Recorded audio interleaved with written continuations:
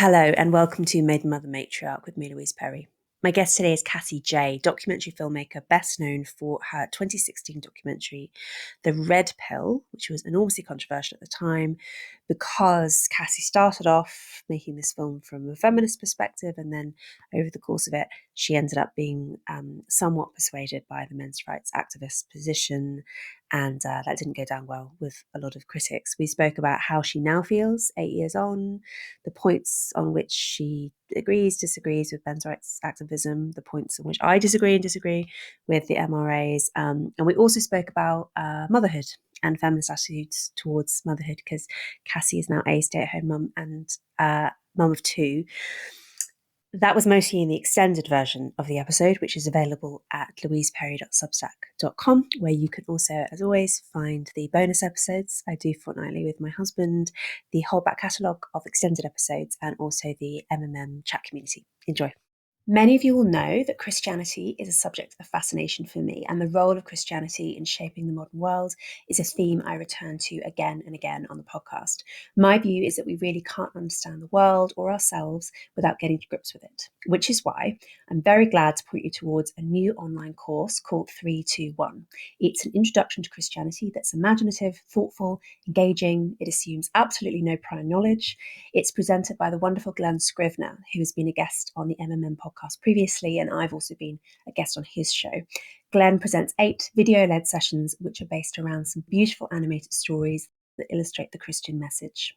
You can check it out for free at 321course.com/MMM. Just enter your email, choose a password, and you're in. There's no spam, there's no fees. Just visit 321course.com/MMM. And now onto the show.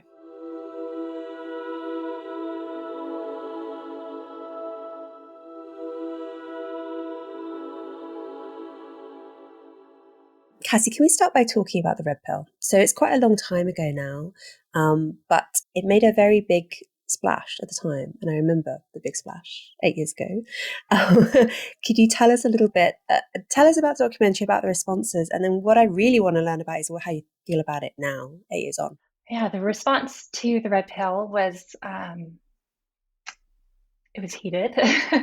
I think reflecting on it, I can see these obvious pendulum swings. Like when the film, at first there was no interest in the film when I was trying to get funding to complete it, because I had already worked on it for about 2 years, maybe more, and I had run out of funding. And I really wanted to make it, but I just couldn't do the rest of it on my own.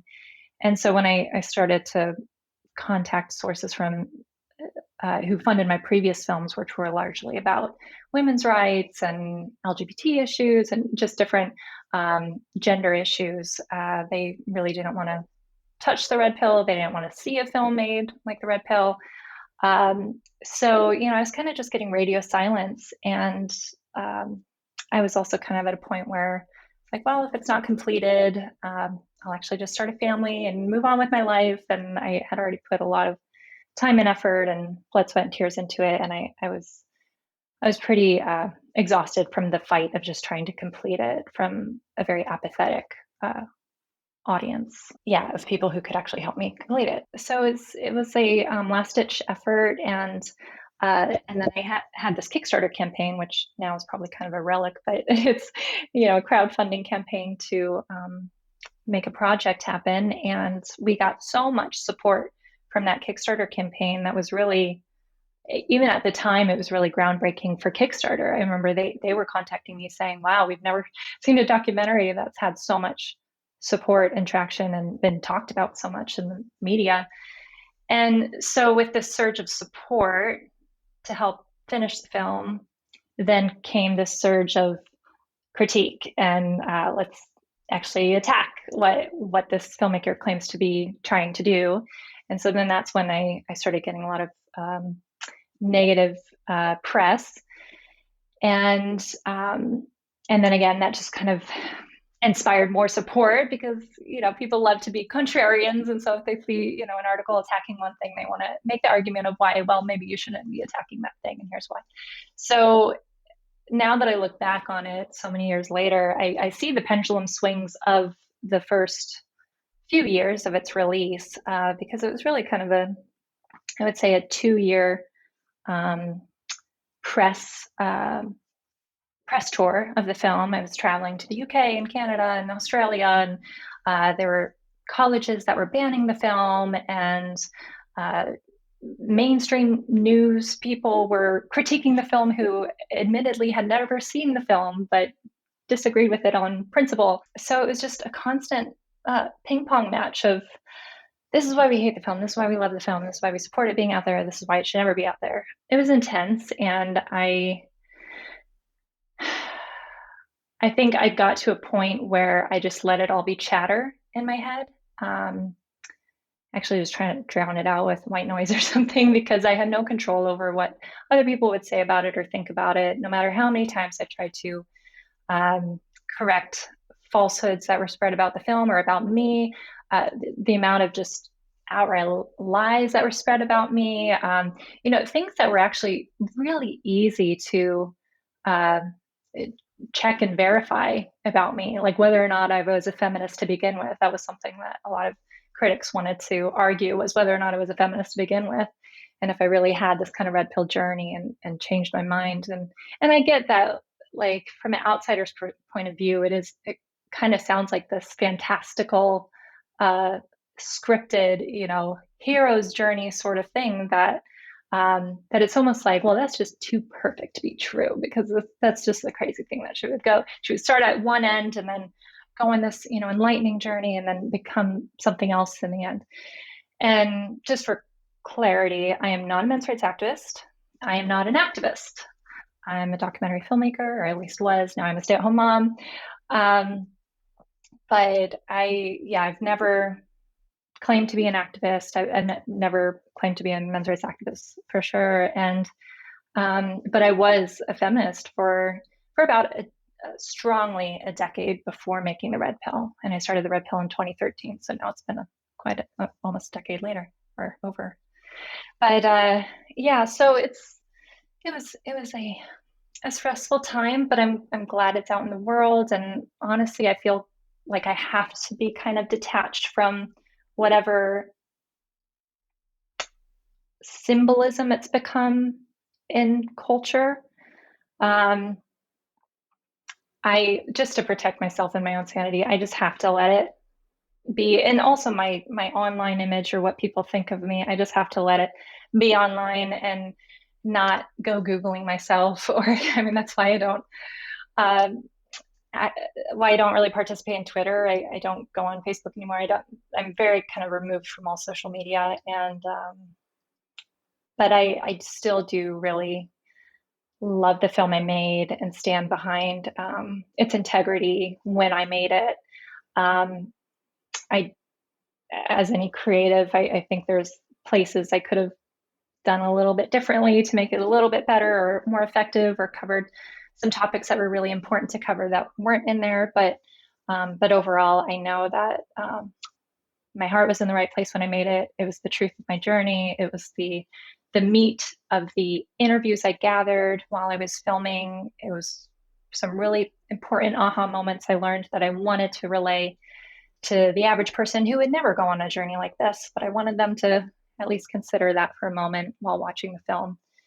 And so I am proud of the film, and it's kind of a little timestamp in history too, because it happened right before. Well, I released the film in theaters right before Trump was elected, and then shortly after, Me Too came around, and then it was first Cosby, and then Harvey Weinstein, and so it was quite a heated time in history. I'll say that I've had multiple listeners request that I speak to you for the podcast because they like the film so much. So 8 years on is still you still have fans.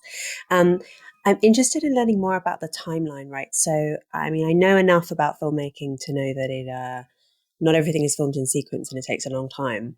So the story of the documentary is that you go from being a feminist to not being. And I think your last words are something like, I no longer describe myself as a feminist. Apologies as well to listeners. My toddler is having a tantrum in the background, but I'm not responsible for him. So this is, I'm not being a negligent mother. So that's your kind of journey across the course of the film narrative. How did that map onto your experience of actually making the film? Like, basically, how quickly were you persuaded by your interviewees? Not quickly. I tried to get through or get across in the film with my video diaries that it was a struggle to understand what they're saying and to kind of let my preconceived notions down, as well as just my anger about gender politics and really feeling like women's issues weren't being addressed when men's rights activists were talking about what they were experiencing. And I really struggled. And for people who don't know this, the video diaries were not meant to be included in the film at first. I was making video diaries back when I was a teenager, just as a way to like bounce ideas off in my head and feel like I was talking to someone while having the safety of actually not having someone hear all of my inner thoughts. But I was using the video diaries during production to kind of track what were my hangups with what they were saying, what was my knee-jerk reaction, so I could understand what my audience would think after hearing these comments by MRAs. So it was just kind of a way to better inform my editing choices and how to tell this story. But yeah, I think the first person who really kind of made a little crack in my hard feminist shell was Erin Pizzey, who's the woman who started the first women's shelter in London, in the world, but it was in London. And so she spoke in the film about seeing the need for male victims to have refuge, but being denied, and also how it was there was a bit of reciprocity in not all, but many violent households of women who are also had poor coping skills or ways of communicating or just judgment on how to pick a partner and many things. But there were violent women who were also finding themselves married to violent men. I think why she really spoke to me in our interview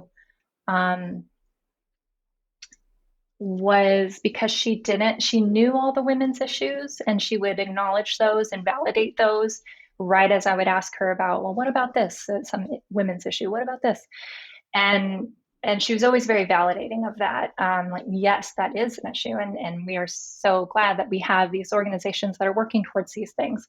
But let's talk about the ignored half, the downtrodden, the underdog that's really doesn't have the funding, doesn't have the compassion even in modern mainstream media dialogue. Yeah, so maybe just talking to a woman, an elder woman who's really seen a lot of life, it helped me see, okay, it doesn't have to be an either or.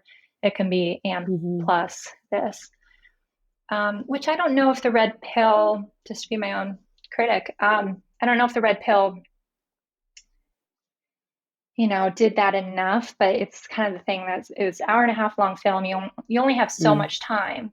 It's the only film, it's I think still today, about the men's rights movement, about their ideology or philosophy.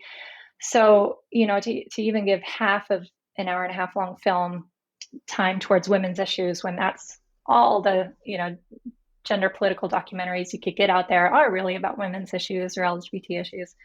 It kind of felt like a real disservice to give so much more airtime to women's issues and rights when there's already so much of that out there. So the red pill is not meant to be this is the whole big picture.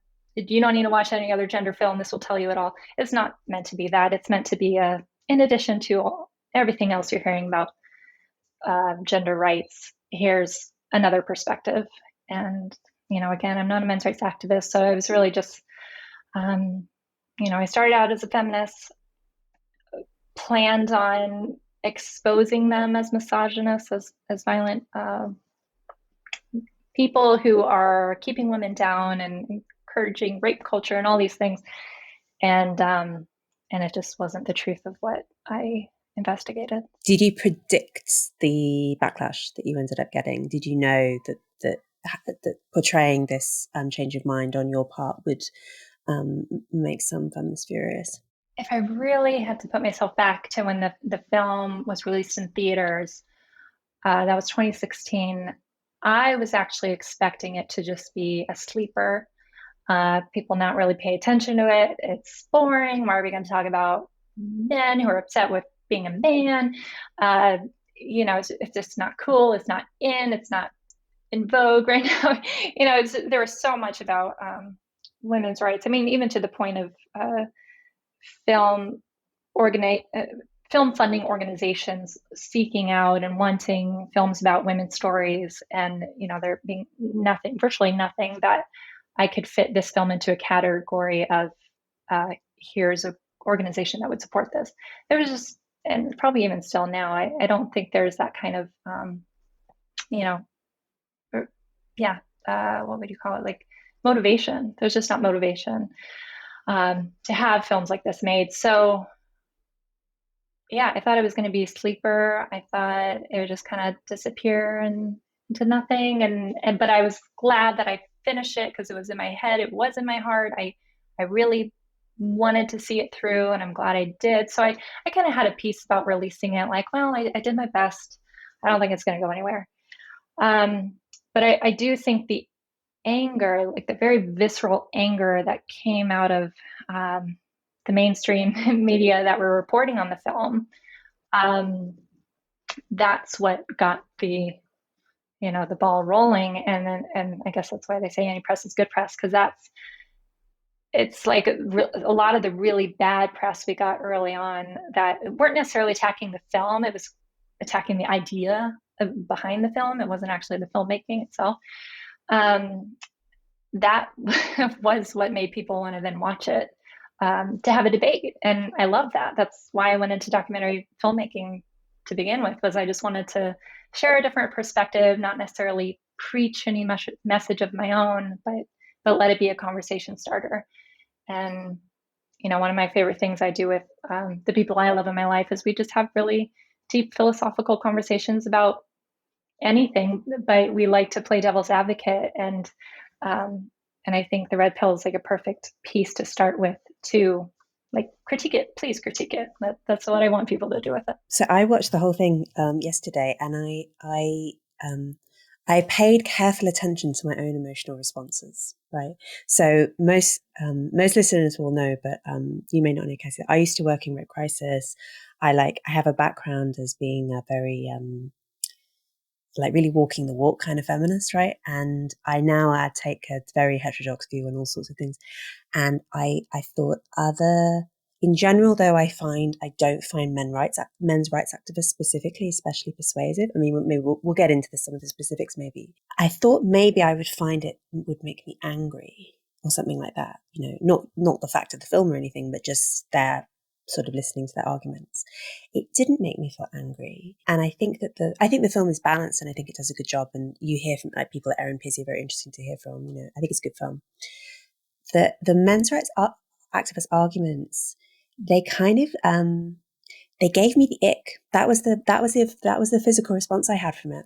And I spoke actually to a male friend this morning about this, because who's also seen the film. We were talking about this, and he said they also kind of gave him the ick, but in the same way. And I think what's going on there, and I want to ask you in a second, how you feel about some of these positions now, 8 years on, is I think that it's really hard for men to, what men's rights activism kind of does is like flip the script on feminism. It says, okay, if you care about gender equality and treating men and women equally, here are all the ways where we fall short on that, and here are all the ways in which men are disadvantaged and so on. And like in the statistics and stuff, they're not wrong. Mostly, I kind of disagree with the domestic violence stuff, but in general, they're not wrong. It's more like, it doesn't work. Men sort of qua men inhabiting the role of victimized class doesn't work on people. I think that there's a psychological response where both men and women generally respond to this with the ick. I think it's just, I don't know how you feel about that. I think that's a big part of the reason why people don't like men's rights activism, because that idea of men, it's basically emasculating, inhabiting that role. The first time I heard that was actually from men's rights activists. Interesting. Where they said, this is not a position where you're going to be getting women interested in dating you, or, family members interested in, supporting you or rallying with you on the streets. And yeah, they self-admittedly said, like, this, there's something primal in us that we want strong men. Right, We don't yes. want men to complain. We want men to be our protectors, and we want them to be your provider. And if they're having to sacrifice, even in sacrifice of their own health, to support their family, to support their community, look at all these occupations that are dangerous. You don't want your police officer complaining about, really anything if they're there on a house call and ready to protect you. They do have to bottle up their emotions. Look at soldiers in the army. From making the red pill, I do see that the way gender roles have split off, I do now believe is fundamentally grounded in just the way the cards fell biologically. Yeah. It's women bearing children, breastfeeding, the postpartum toll it takes on your body, all these things. And then that we do need to protect. And there could be all this debate about, well, wars have always been started by men. Yes, but usually wars are to gain resources, and resources were to provide for families and to make things easier for their loved ones. So it's been a lot of history in the making to lead to these gender roles that now we're trying, the last many decades, we're trying to deconstruct, well, how much is nature versus nurture of these roles. But yes, going back to what you said, men's rights activists were the first to admit to me that this is emasculating for us to be in this position. I would also add that activists in general, you're getting the most extreme of an ideology. If you're going to talk to, the feminist activists, that really it's like their lifelong pursuit, you're getting a very specific type of personality. And also something I've really become passionate about since making all of my films has been digging into trauma, because when it comes to gender politics and the activists that come out in support of these issues, it almost always, I've seen, starts with a personal trauma in their life. I have met some activists who did not have a personal trauma that led them to be an activist. For instance, Mark Angelucci, who was in the Red Pill and was a men's rights lawyer, he came to the men's rights movement because his best friend was being abused in a domestic violence situation, and so he wanted to use his law background to help men like his best friend. But for the vast majority of activists, they are coming from such a really deep emotional wound that happened in their past that led them to be the activists they are now. And also to be an activist, you have to be passionate. And so, also, I remember, I think it was Gloria Steinem said something like, we have to keep women angry.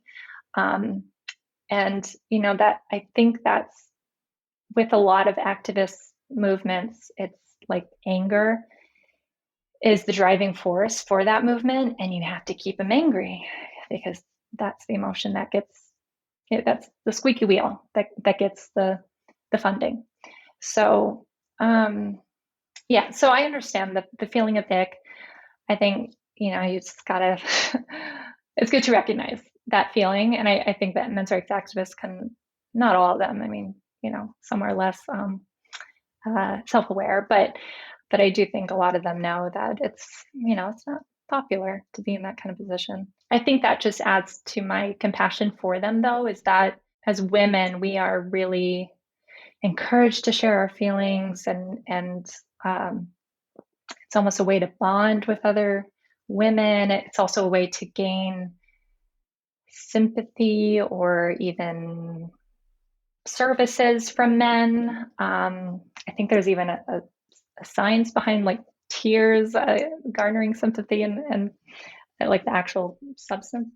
So yeah, there women really kind of have that to our advantage that we're able to share our emotions and have people respond with wanting to help, and men don't really have that same privilege. The inconsistency there, I think, is absolutely true. I'm sure you've heard of the women are wonderful bias, cognitive bias, where people will, in sort of lab tests, will choose to favour women, will choose to save women's lives, will be biased towards women, all else being equal, when it comes to things like protection. And that's particularly clear. I mean, I think one of the most persuasive bits of the Red Pill is the bit about Boko Haram, the fact that there was such a big international response to the girls being kidnapped by Boko Haram, and really no response to the boys being murdered, which of course, I mean, in like traditional, I mean, not even traditional, it's obviously contemporary. In human conflicts, that is the classic pattern where the men are murdered and the women are taken as sex slaves, and yet in that case, the sympathy was exclusively for the women. I think that's true. The women are wonderful bias is true, and once you see it, you see it everywhere. The bits where I think the men's rights activists have a make a good point.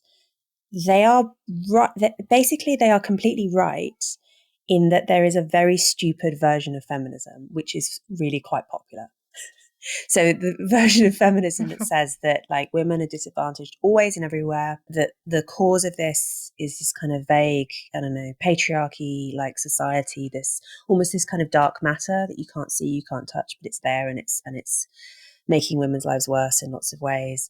And that this is clearly not true always and everywhere, and things like, yes, the fact that men die more in workplace accidents than women do, that men do more dangerous and difficult jobs than women do, all of that stuff is true.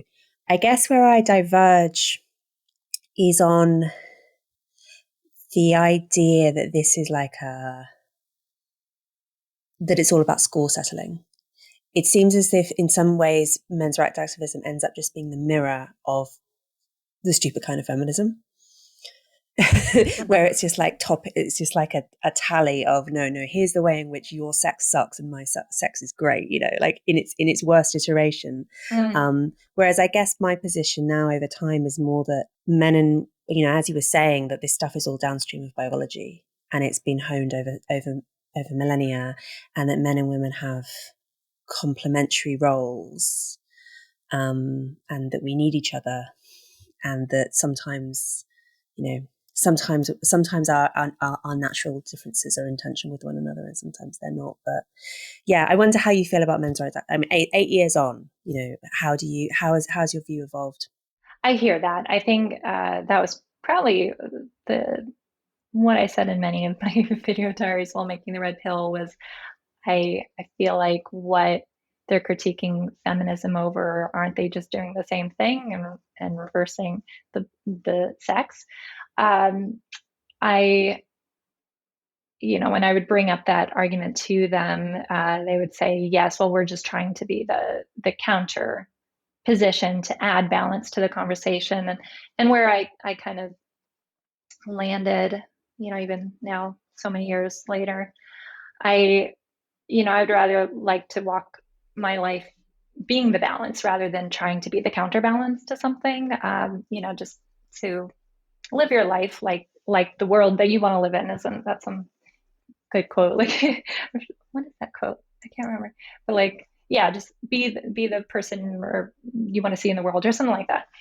Anyways, I think a lot of gender tension, even when it comes to something, well, it's not as simple, but something as simple as marriages.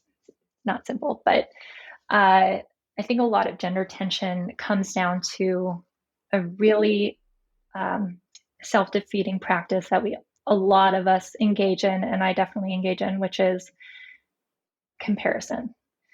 Comparing this is what I'm going through, and this is so hard, and you don't have to deal with this.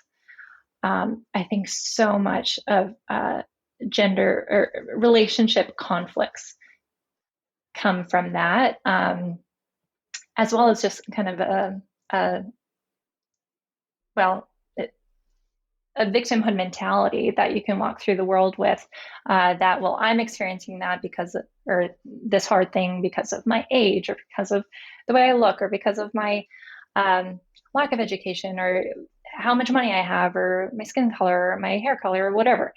I think there's another quote that's something like, comparison is the root of all unhappiness. And I don't know if that's true, but it feels true. When you start doing tit for tat about housework and childcare with your husband, it's never going to be equal. You cannot, I mean, first of all, there's subjective differences of opinion about the value of one job over the other. Well, what is the value of doing laundry over taking out the trash? And there's no way you could ever make it mathematically equal that you're both contributing to the care of these children. And but it's such an easy thing for our culture to latch onto as an example of, here's how men have it easier, here's how women are held down. And I mean, I think there was a documentary came out semi recently called Fair Play, all about how women take up the majority of childcare and home care. And I'm a stay-at-home mom, and I absolutely know the feeling of, like, no one understands how hard it is to go through what you're going through. I mean, from the sleep deprivation to, your body is not yours, especially postpartum, whether you had a C-section or a vaginal delivery, you are, recovering from a major physical event while having to care for this new human in the world that cannot do anything for themselves. And you're giving every last ounce of your energy. And for much of it, no one else can do it if you're nursing or breastfeeding. It's There's just no way to compare that to what guys are going through. So I think that's a large part of why the tension between feminism and men's rights activists, or people in different colored pills along the way, purple pill, black pill, whatever else. Um, I think it's never going to be an apples to apples. And, I would rather see people who attempt to understand or hear out an alternate perspective, and because it's not like we live in this vacuum that there are no men in your life. There may be no men's rights activists in your life, but you have men in your life that may feel the way that men's rights activists are trying to speak up for.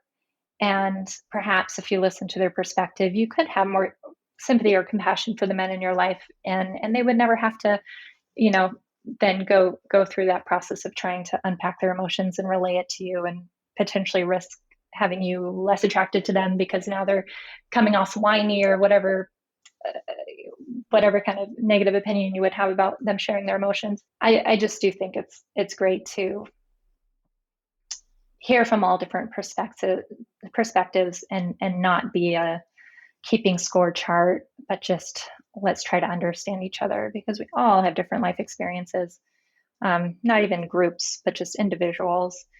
And it has made me more understanding of the men in my life and what they go through, what they've sacrificed. That yeah. And I also hear it and I understand it, that I also think women, or I think men do need to try to understand what, for instance, a mom is going through, a stay-at-home mom. That I think that's a large part of the second wave feminism, and the frustration over women's role being relegated to just being a child caretaker, bearing children, and wanting to feel more and have respect. And I mean, there's a lot to unpack there, but we just want to be seen for our struggles, without having to also be the whistleblower about it all the time. Just be seen like, hey, I kept the kids alive when you got home. Isn't that amazing? You don't have to know everything I did while you were gone, but isn't it amazing they're still alive? Yeah, we're all going through so much hardship in different seasons, not all the time, but in different seasons of our lives. And when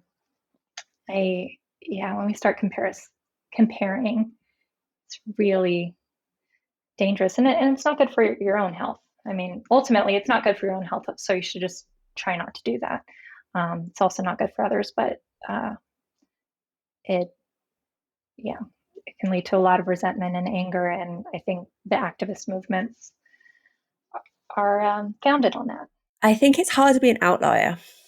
Is one of the things that is one of the things I thought about in the section of the film on the family courts. I think that both mainstream feminism and men's rights activism both seem to believe in a kind of like, I don't know, sinister power, whether that be the opposing side or society, sort of with a capital S or something, which is generating this unfairness for the sexes. Whereas I think that the reason, for instance, that the family court system is set up as it is, where it tends to favour mothers as given primary custody, is because, you know, vast majority of cases, women are primary caregivers and children will be better off with their mothers. The problem is that isn't always true, right? And there are often very painful cases where actually mothers are given custody when they are completely unfit for it, and fathers who are very loving and attentive are denied access to their children, and like, you know, the courts get it wrong. And I don't doubt that the courts get it wrong sometimes. But I guess I would say, as someone who isn't really invested in equality, I don't actually think it should be 50-50 in the courts. I think I also think divorce in general is bad, and that children need both their mothers and their fathers in their lives. But, you know, if you have to apportion primary custody to one parent or the other, I think it will end up being the mother more often. And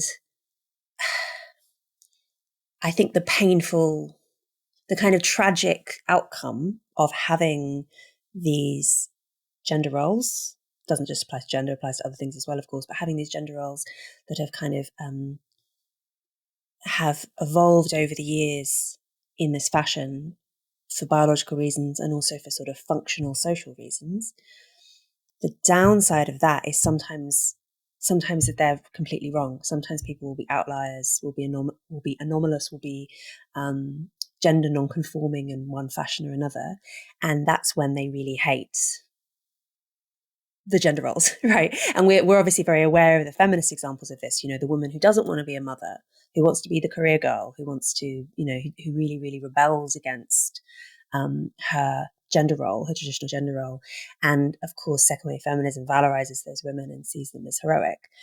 We don't tend to see, well, in some situations we see men rebelling against their gender roles as positive, but we're more likely to see them as being, to get the ick, as we've discussed.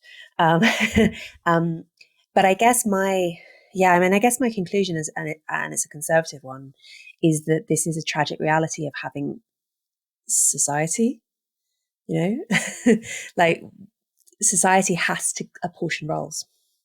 And when it comes to mothers and fathers, you know, I can't really think of a more, mothers and fathers are different. We need to have ideals of both, and that will sometimes mean that the ideals don't map onto reality to everyone. Does that make sense? Mm-hmm. Yeah.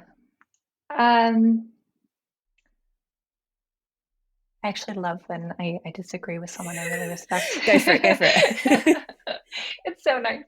No, I don't. I also don't feel the need to like convince you of any other way. I do support 50-50 custody and divorce for parents. I also, you know, on principle, I love the idea of just you marry the person for life and you stay with them and you stick through it. But I definitely see scenarios that really divorce is the healthiest thing for everyone, including the children. Yeah, I think there are a small number of cases where that's true. Yeah, I agree. Maybe that was all I disagreed with that on you. Yeah. Do you, so what, I mean, what, because one feminist view, and it's also a view that is shared by some men's rights activists, is that gender roles per se are bad, right? That it's wrong to treat it's wrong that we have disparate outcomes between the sexes in any given field. We should be seeing absolute equality everywhere. The differences between the sexes are so trivial that we shouldn't have gender roles. People should just kind of choose their own adventure. I don't agree with that. I also don't agree with it. I think, the political correctness that we're very well aware of limits a lot of conversations about, so for instance, after I had my first son, who's now 3, I have a second son who's 7 months old. It really gave me a new way to look at how, as a pregnant woman and then a mother to young children, I cannot perform in work like I could before I had children, or even before I was pregnant. And that's, a way that, it's not politically correct to say that. And why is it not politically correct? Because we as a society, or really the feminist ideology, is concerned that if you say that and people agree, then you could be discriminated against in the job, that that employers could worry that, oh, maybe you'll get pregnant, or you're this age, maybe you'll want to have children soon, or and it's a tricky thing. I even hesitate talking about it because I also don't want to put out that assumption that you couldn't hire a woman who has young children or who may get pregnant soon. But before I had children, I had 2 employees, and very minimal budget to be able to afford them. And if one of them went on maternity leave, then I have to pay for them to be gone for a certain amount of time and also replace them with a new person. My business could just not operate like that. Luckily I'd never been faced with that dilemma, but it is a real concern. And but yeah, we worry that women would be less likely to be hired or wouldn't be taken as seriously if they have young children at home. Men are all, husbands and fathers are definitely impacted as well from the sleep deprivation of having young children at home, and different things. But it really, part of why I see that we have developed these gender roles, it's been out of efficiency and optimizing results based on what has to be done. The child has to be attended to every waking minute and when they're sleeping as well. But we also have to earn an income. So it's a divide and conquer mentality of, okay, if you focus on your job and I focus on the children, we could actually accomplish more than if we're both, exhausted to the bone and trying to work full time at the same time, but really giving not even half of our energy, but less than that, to the job. And but of course there's consequences. I'm a stay-at-home mom. My value when I choose to enter the workforce again will be reduced because I haven't been working for X amount of years. My resume does not look as padded as the person who didn't leave the workforce. So there's definitely a trade-off. But I do think so I have a wonderful network of moms where I live. I'm talking like hundreds. We have a great community, a mom club that you sign up for, and then you have all these events and get to know them, and a WhatsApp chat and Slack chat and all this. So we get to know each other really well.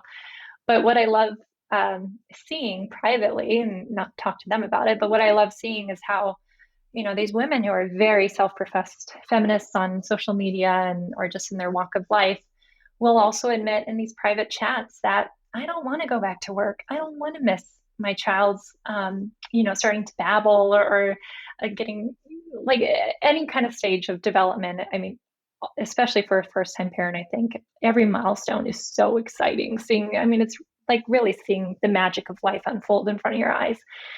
And to miss out on that, I think moms really feel the pain of missing out on those moments.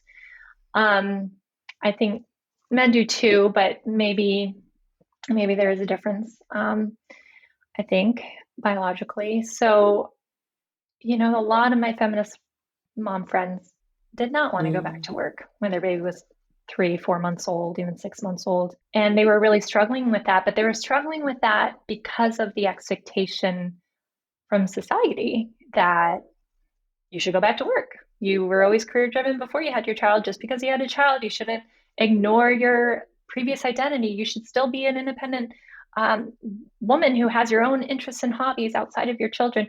And I think, yes, if that makes you happy, do it. You know, if these hobbies or these self-care times or your job makes you happy and makes you a better mom, do it. But don't feel like you have to do it because feminism or society is telling you that this is what strong, independent women do. It's you go back to work when your child is 4 months.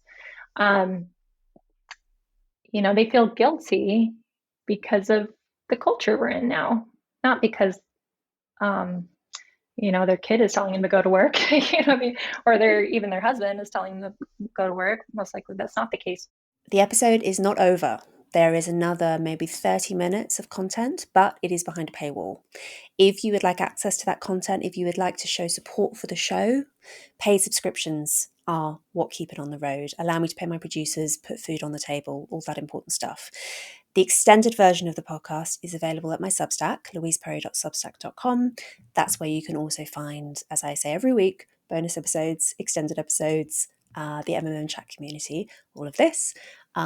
Please sign up for a paid subscription. It makes such an enormous difference to my ability to keep producing the podcast and grow it even bigger, produce more episodes, all that good stuff. There are other ways that you can show your support for the show as well. You can rate and review us on Apple Podcasts. You can like us on YouTube. You can tell your friends and family how much you like the show. If you find it valuable, all of these things make an enormous difference to our ability to keep making it. Thank you so much.